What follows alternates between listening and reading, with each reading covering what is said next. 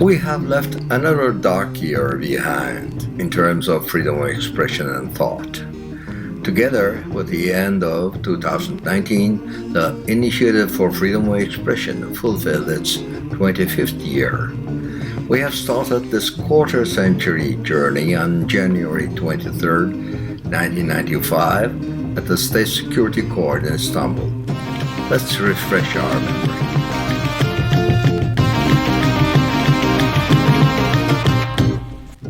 The petition campaign that started on January 23, 1995 as a reaction against the subpoena against Yashar Kemal due to an article published on Der Spiegel turned into a civil disobedience protest, giving birth to the Initiative for Freedom of Expression. The signatories claim that they would participate in the crimes of whoever is charged based on the expression of their thoughts, no matter if they agreed with the thoughts or not. 1,080 intellectuals from Turkey and the world republished 10 articles causing prosecution of their writers in the book Freedom of Thought, thus committing a new kind of crime, denouncing themselves as prosecutor's office and forcing them to file lawsuits. Afterwards, little booklets were published, initially once a week, later once a month, partaking in the crimes of thought criminals. There were all kinds of people among the thoughts and identities standing beside one another: Kurds, Kemalists, believers, atheists. The aim of everyone was to force the government to change the anti-democratic law. The magic expression bringing them together was expressed about 250 years ago by Voltaire, one of the pioneers of French Revolution. I may disagree with what you say, but I shall defend to death your right to say it. The number of booklets published in 5 years reached 48, and the number of disobedient civilians denouncing themselves at the prosecutor's office reached 1,278. One of approximately 300 criminals whose crimes were participated in was Erdogan, who was then imprisoned due to a poem he read and is now filing lawsuits against those criticizing him as the president of Turkish Republic. On top of that, he scores those criticizing him with the words, "Where were those so-called human rights advocates when I was prosecuted and imprisoned?" Mr. Erdogan, if you mean the international NGOs by that, Amnesty International, Human Rights Watch, etc., they were all with you defending your rights. But if you mean us, we were at the State Security Court being prosecuted with claims of imprisonment due to repeating your words. 9 verdicts of non-prosecution were issued for the civil disobedience protests and 6 lawsuits were filed. 2 of those 6 concluded with conviction. Our initiative's spokesperson Şener Yurdatepan and journalist Nevzat Onaran were imprisoned. However, the book Freedom for Thought for Everyone, published in 2000, broke a world record with signatures of 77,663 people. Freedom for Thought book series are being annually published since 2001 as a series of reports reflecting the status of freedom of expression in the country. We ended each year with the hope that we'll find nothing else to write about in the following year and that there is no longer a need for such a work or such an initiative. We have left 25 such years behind. The video you are now watching was also prepared as a part of Freedom of Thought 2019 report. Let's have a look together on the examples and headlines with the most violations on freedom of expression and thought.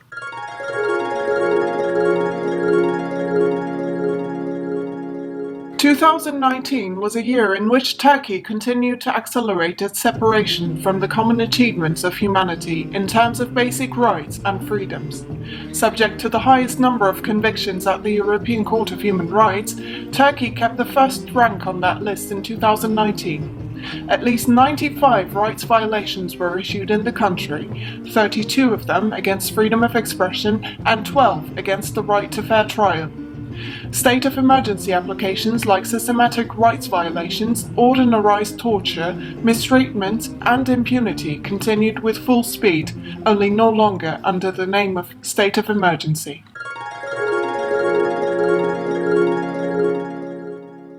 As press statements and peaceful demonstrations were banned by the administration almost without exception, there were continuous detainment and arrests. 840 torture victims have applied to the Human Rights Association in 11 months. The police intervened hundreds of meetings and demonstrations, and 2,886 people faced police violence during these interventions. Missing citizens claimed to have been kidnapped by the police reappeared months later, and it turned out that they were under detainment. The State of Emergency Applications Committee, with its work period extended for another year, concluded 88,000 of the total 98,000 cases against the applicants so far. Thus, it was revealed how effective a domestic remedy the committee is. The committee even based rejections of applications on the re-employment protests of those dismissed. Dismissals from public service with statutory decrees issued during the state of emergency continue with administrative decrees. The condition of security investigations before public employment was reversed by the Constitutional Court, but the ruling party continues to attempt its reenactment. The presidential system, enacted in July 2018, left 18 months behind, and now even legislations can be neglected with an executive decree. Erdogan's decrees are higher than the law itself. Only 39 law drafts passed the parliament in the first year of the presidential system, whereas Erdogan enacted about 2,000 regulations in the same period all by himself. With 2,241 assignments, he reshaped the entire public service and continues to do so. The Parliament's right to interpellation and to present verbal parliamentary questions were taken away, with the reply rate of written parliamentary questions falling to a 5%, even though they are the only information monitoring method left. The 5-year quarrel between Erdogan and the central bank concluded with the removal of the governor of central bank for the first time. Thus, it was once again revealed that no legal protection was left for any institution or person, and that all norms were tied to the decision and signature of one person.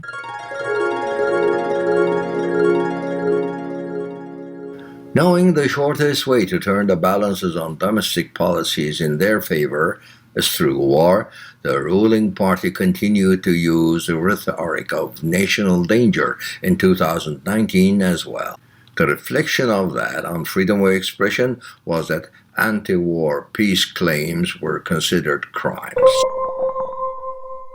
The Euphrates Shield and Afrin operations against Syria continued in 2019 with operations against Kobani.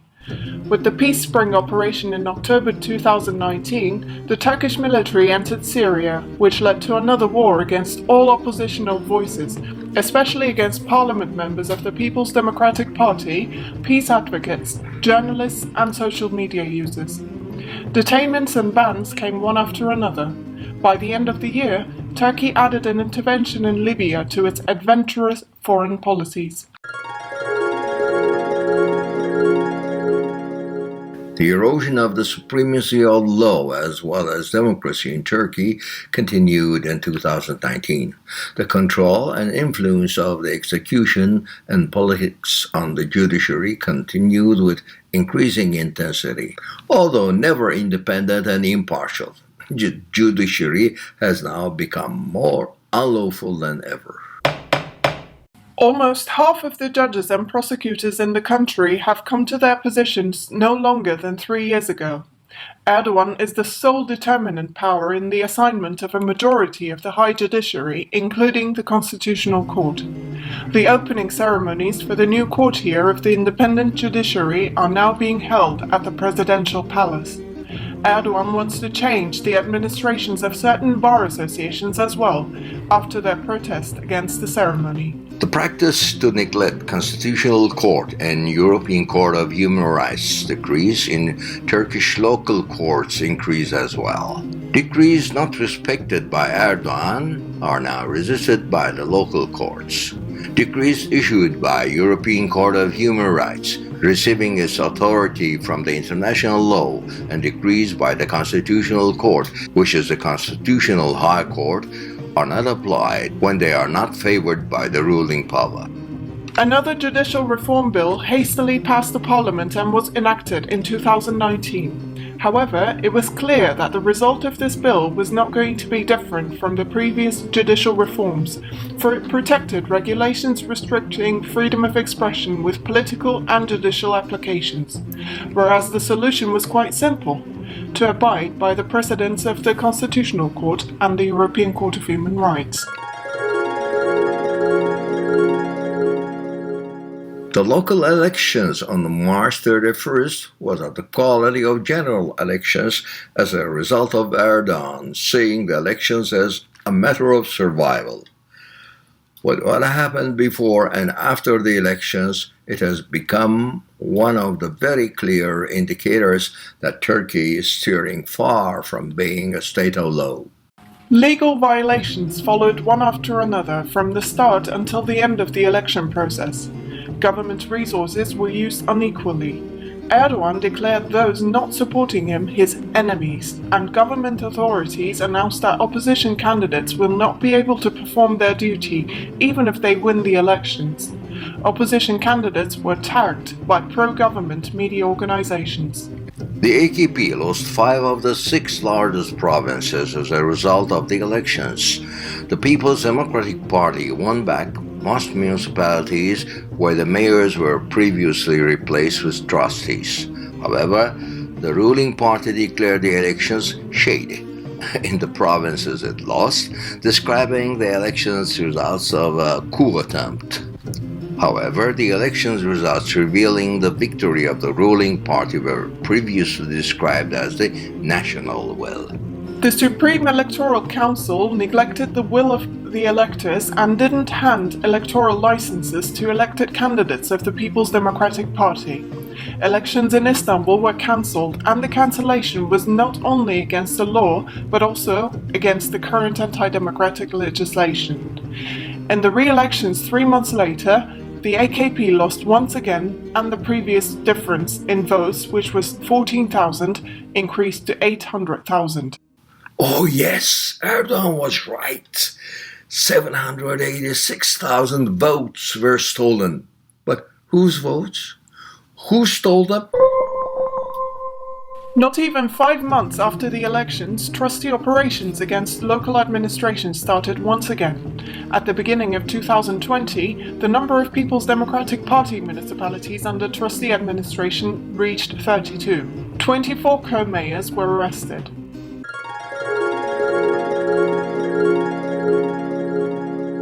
More than 100 journalists entered 2020 in Turkish prisons. Turkey is ranked 157th in the Reporters Without Borders Index. According to the data by the Journalists Association, 4 of every 5 prosecuted journalists were penalized. 42% of the charges imposed against the journalists are propaganda, 16% are illegal organization membership, and 13% is violating the law against insulting, especially against the president. As the ruling power repeats its claim that there are no imprisoned journalists, and those in prison are not there due to journalistic activities, at least 13 journalists were arrested and 82 journalists were detained in 2019. New lawsuits were filed against 33 journalists. In 2019, journalists stood trial for 733 times, and 76 journalists were sentenced to imprisonment for a total of 249 years, 11 months, and 15 days. On the other hand, released journalists are often arrested once again following the objection of prosecutors' officers. For instance, journalist and writer Ahmet Altan was released on November 4th after his arrest for 1,138 days, but his freedom lasted for only 8 days. The attitude of the Constitutional Court on the matter is also contradictory. In May, the High Court issued a decree of violation for only 3 of the 10 journalists making individual applications to the court. However, all those journalists were prosecuted due to their news, articles, and posts. So the criminal evidence of all of them were exactly the same.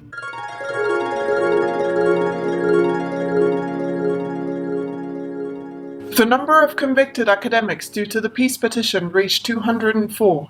Professor Füsun Üstel was imprisoned due to the execution of her sentence, which was finalized with an appeal court decree. In the meantime, the Constitutional Court issued a decree of violation of freedom of expression 3.5 years after the application of victim academic. Despite decrees of acquittal being issued one after another, the academics weren't re-employed, and neither their moral nor material damages were compensated. Public denigration, accusation of treason, and prosecutions against the academics by the president himself were left under immunity. Separate lawsuits were filed against 17 people who denounced themselves at the prosecutor's office after partaking in the crimes of the academics. The disobedient civilians were acquitted as well after the related Constitutional Court decree.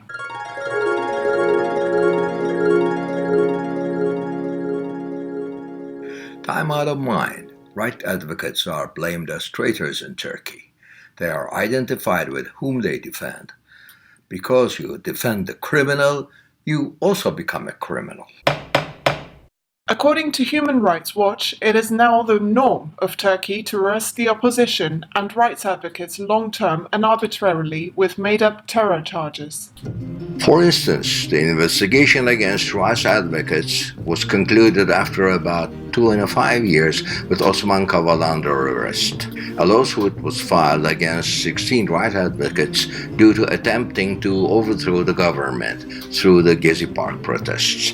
The rights advocates are charged with spying for influence and using non-violent protest methods. In December, the European Court of Human Rights issued a decree of violence for Kavala, who was arrested for longer than 770 days.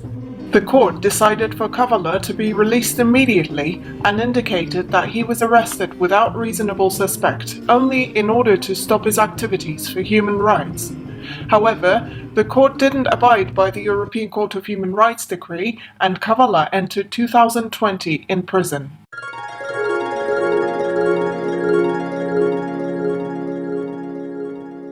The arbitrary use of terror laws continued for the entire year of 2019. According to official records, almost 1/5 of the total number of convicts and arrests were either convicted or prosecuted with terror charges by June 2019.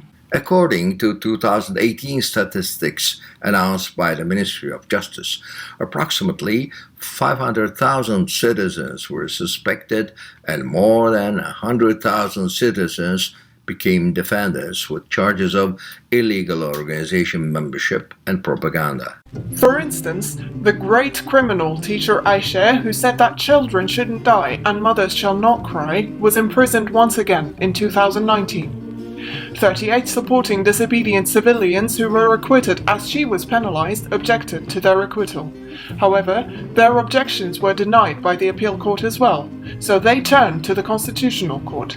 The initiative has started a petition campaign, and almost 50,000 signatures collected in a short period of time was presented to the Constitutional Court. Teacher Aisha was acquitted with the verdict of freedom of expression violation issued by the court. Despite the end of 2.5 years of unlawfulness, teacher Aisha was dismissed from her work, served time in prison, and was deprived of spending time with her baby. Turkish Physicians' Chamber Central Council members were convicted after saying war is a matter of public health. Peace academic and Lyon University faculty member, Associated Professor Ahmet Tuna Altınel, was arrested with the allegation of making terrorist organization propaganda. Directors of the documentary, Bakur Kuzey North, Çayan Demirel and Ertuğrul Mavioğlu, were sentenced to imprisonment due to propaganda. On the other hand, government authorities, especially President Erdogan, continued to target parliament members, journalists, artists, academics, writers, intellectuals, and right advocates this year.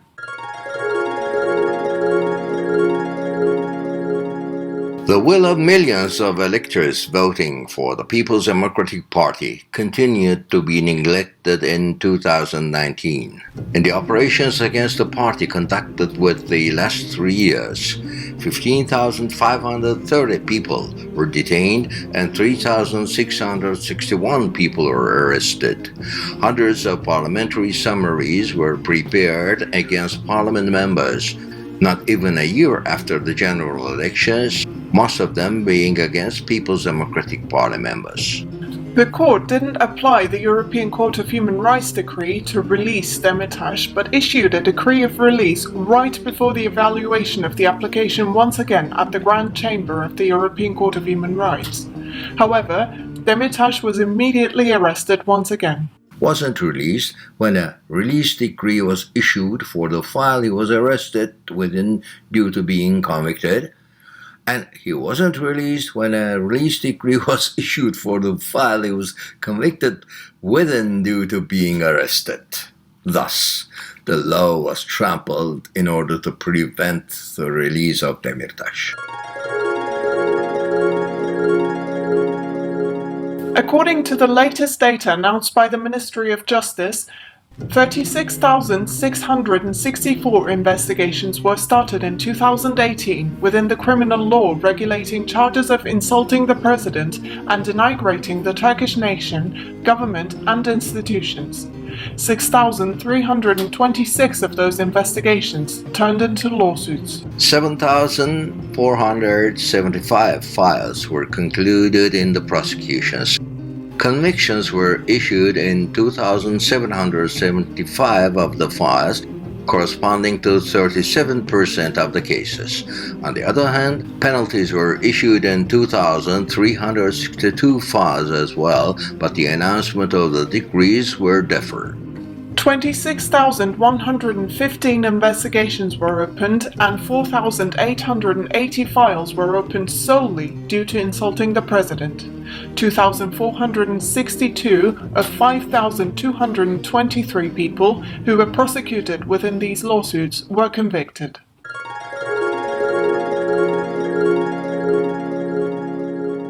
Erdogan's war against the internet continued throughout the year. 288,310 websites and 7,334 new articles are banned to access in Turkey. According to the Freedom House report, Turkey is among the countries without free internet in 2019 as well. The censorship against the largest internet encyclopedia of the world, Wikipedia, applied due to national security reasons, continued in 2019 as well. 970 days later, the Constitutional Court issued a decree of violation of freedom of expression in the Wikipedia file. Despite the High Court decree, however, the website entered 2020 banned to access. The access ban lasted for 2 years and 8 months, removed in the new year, and Turkey made history as one of the 3 countries in the world censoring the Internet Encyclopedia. Parliamentary summaries, European Court of Human Rights decrees, municipal activities reports, and even university interviews results lists were banned. Access bans against new articles reached to such extent that the decrees almost turned into a known chain of bans. The regulation bringing extensive monitoring and censorship authority to the Turkish Radio and Television Institute also started to be applied. Social media operations continued in 2019 as well. More than 800 investigations were opened only in the 2-week period with the ongoing military operation against Syria. 186 people were detained. According to the data by Human Rights Foundation of Turkey, at least 1,784 people were detained and 336 people were arrested due to their social media posts in the first 10 months of 2019. According to the data we collected within the project we started in October on freedom of expression violations, at least 67 social media users were detained and 5 of them were arrested only in 4 provinces in Izmir, Balıkesir, Aydın and Denizli in the last 3 months of 2019.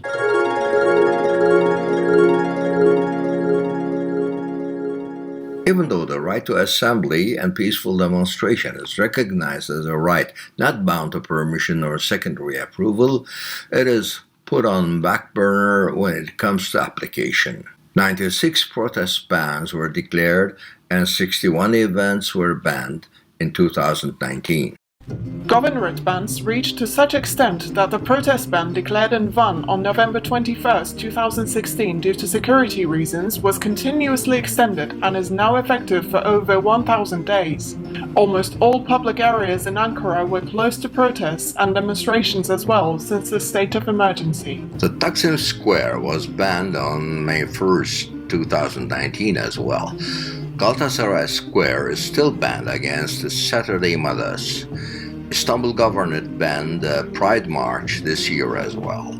Pride Week events were banned in Izmir, Antalya, Mersin and Gaziantep. Dance protests Las Tesis, which started in Chile to protest violence against women and later spread throughout the world, was banned in Turkey due to anti-government slogans.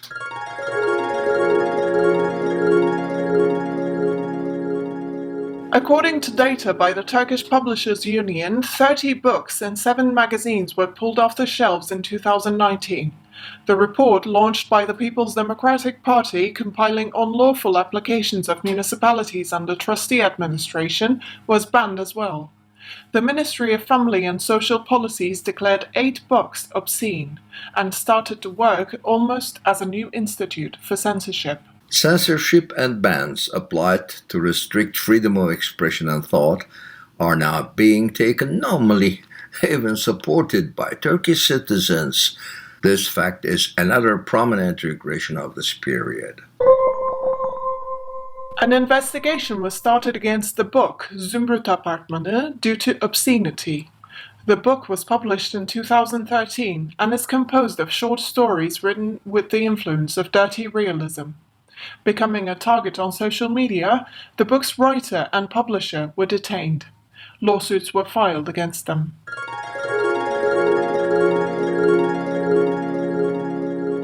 The recollection of the last quarter century shows us that freedom of expression and thought is a key to all freedoms, and that all other freedoms are locked away if we lose it.